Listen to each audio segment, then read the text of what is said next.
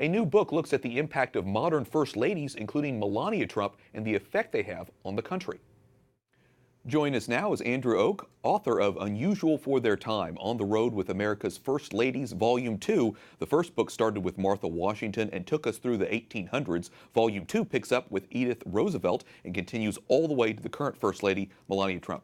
Andy, welcome back. Thanks for having me back. Good to be here. Sure. So both your books capture sort of the experience of the First Ladies and their influence. Why did you want to write about the First Ladies? Well, I was one of the producers for C-SPAN's First Ladies Influence and Image. I was the producer that traveled to all the homes, libraries, schools, birthplaces, cemeteries. And when the series was over, I found their stories so compelling and these women so remarkable that I had to just keep talking about them and then eventually writing about them. And here we are with Volume 2. Yeah.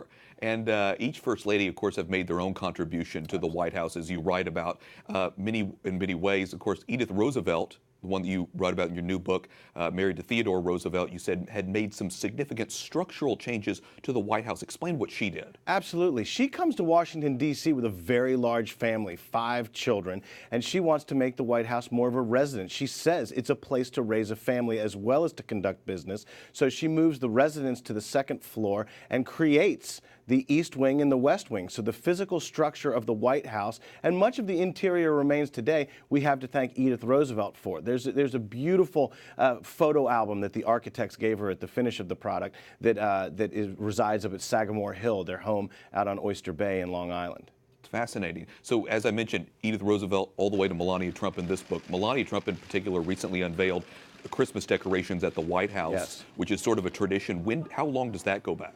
Well, the first Christmas tree appears in the Caroline Harrison, married to Benjamin Harrison administration. Lou Hoover has the first public Christmas tree. And then Jacqueline Kennedy has the first Christmas tree that is themed. Her theme was the Nutcracker. And every First Lady since has followed the lead of Jacqueline Kennedy and created their own theme. And there's been fantastic themes over the years. And I think Melania has done a fantastic job representing all of those themes in her nod to administrations of the past. So interesting. Let's talk about faith. What Sure. role has faith played in sort of guiding First Ladies in terms of their decisions and thought process? Well, most of the presidents and their First Ladies are Protestant. We see this throughout most of history. We know now that Melania Trump, a Catholic, is the second only Catholic First Lady, Jacqueline Kennedy being the first. But some that come to mind are like Jane Pierce was highly religious. Caroline Harrison, again, she was involved in her church choir.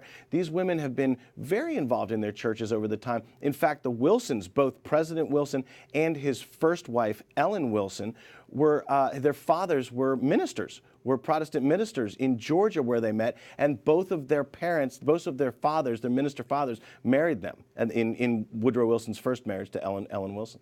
It's fascinating to think about all the history there, how important religion has played over the years. Extremely. In history. Yeah. You write in the book how Laura Bush in particular is your favorite First Lady in the 21st century. What is it about her that you like? Well, Laura Bush and her husband arguably started out as domestic policy President and First Lady. She was following her mother-in-law, Barbara Bush's footsteps to teach children to read. She's a librarian by trade. And then on 9/11, the world changed. It changed for everyone. But Laura Bush had to do it on the global stage. And she was not an internationally well-traveled woman before that. She was going to countries that maybe previously she couldn't, or I couldn't, or anyone could have found on a map or spelled or all that. And she had to go out and she championed for women's rights and women's education the world over and became one of the most traveled First Ladies in history, promoting this women's empowerment and women's freedom and education agenda. And she just did it seamlessly.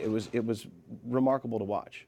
Sure, I know she has had so much influence on so many others, and of course, these First Ladies people have admired for years. Andy Oak, author of Unusual for Their Time, thanks so much for talking with us about them. Thanks for having me back, Wyatt.